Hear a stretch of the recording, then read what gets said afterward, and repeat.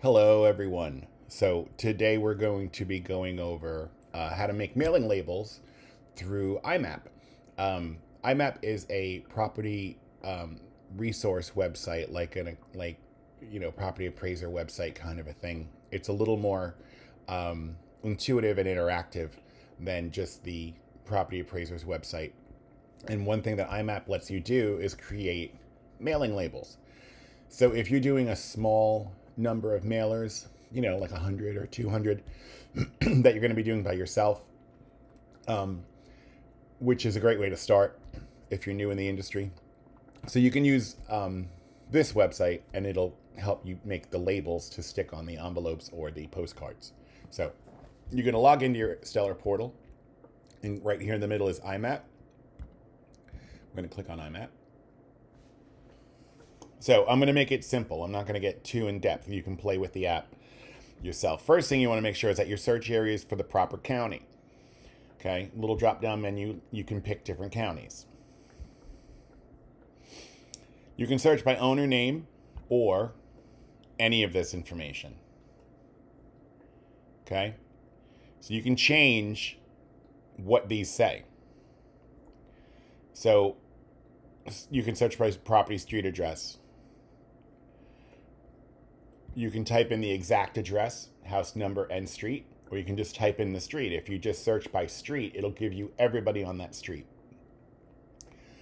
Another one that we use a lot is subdivision input. You can type in a subdivision.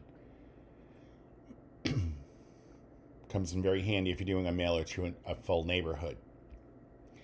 Now, one that I really like is sale date, greater than or equal to, or you can go to less than or equal to. So what you could do is type in a subdivision. Let's say we're going to do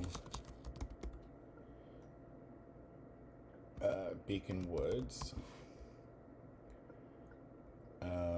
Let's do it that one.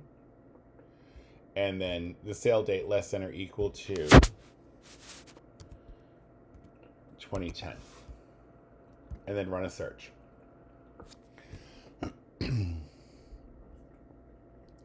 So there are 4 people who purchased their home in that subdivision before 2010.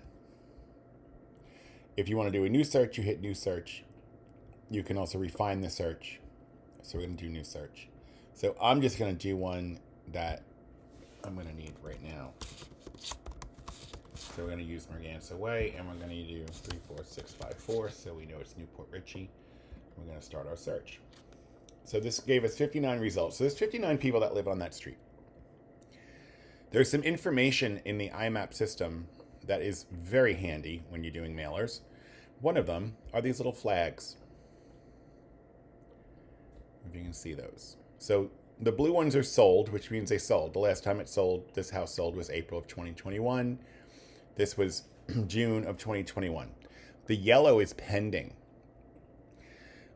If a property is active, it'll be a green flag to show it's active. So what you want to do is uncheck the pending or active properties, because you don't want to solicit an active property on the market knowingly. Now, if you do, remember, if you do like just bulk mailers, like if I order postcards that are automatically delivered from a company every month to a specific subdivision, if you mail those to a property that's on the market, you didn't directly mail it to them, you mailed to the entire neighborhood, so you're not in trouble in that way. But if you see that that is active in IMAPP and you still mail to them, that's a violation. So you just uncheck it, and then you commit to the changes. Now, let's say you're doing your mailer and you don't want to include the people who bought this year. You want to target the people who have lived there a little bit longer. You just come through and uncheck them.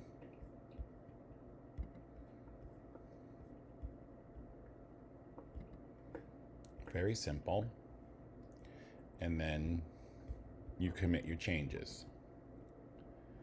So now you'll see the gray ones are the ones that we skipped.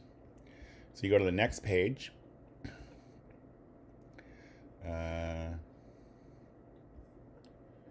2020. And I don't know if, are you seeing where I'm seeing this? So let me just show you. Right here is the last sale date. Okay.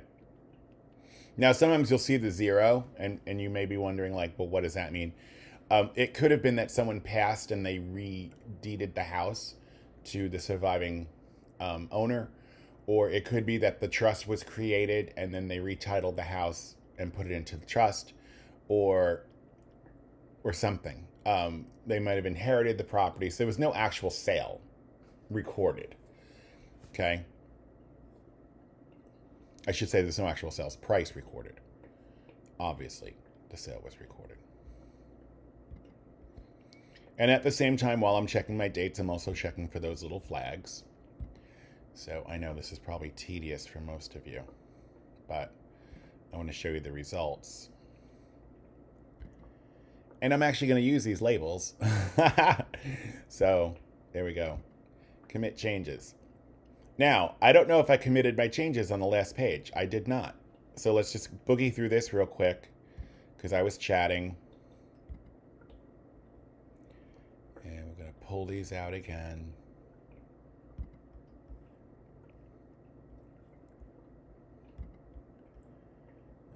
Okay.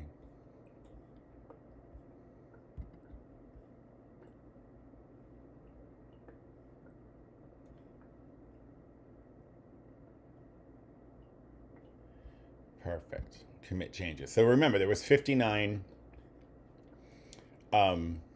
properties on that search.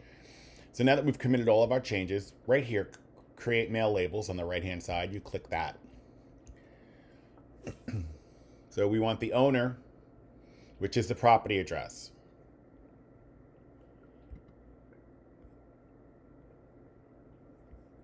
Oh, that's right. You want the owner, I'm sorry. And then you want it to be homeowner. No, sorry, current resident. So I got a little confused there.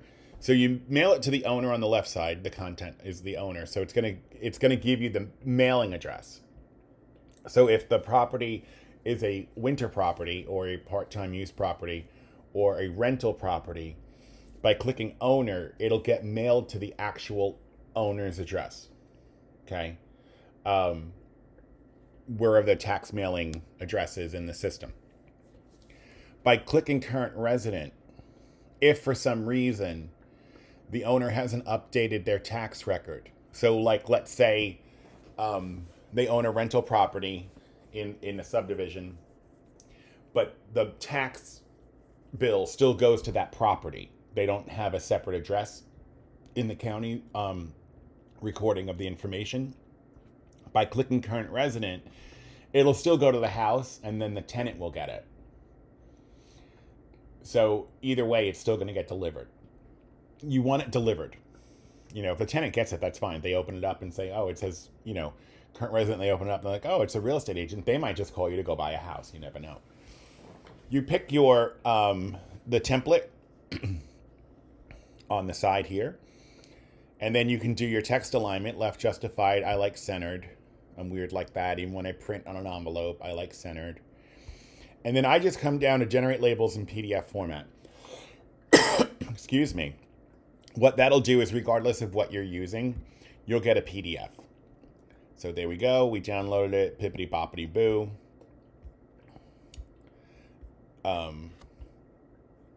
So that 59 became like, what, 40 something properties. So then you just go through and you can print the labels. But you'll see that this person, this person, this person, the mailing address is not the actual property.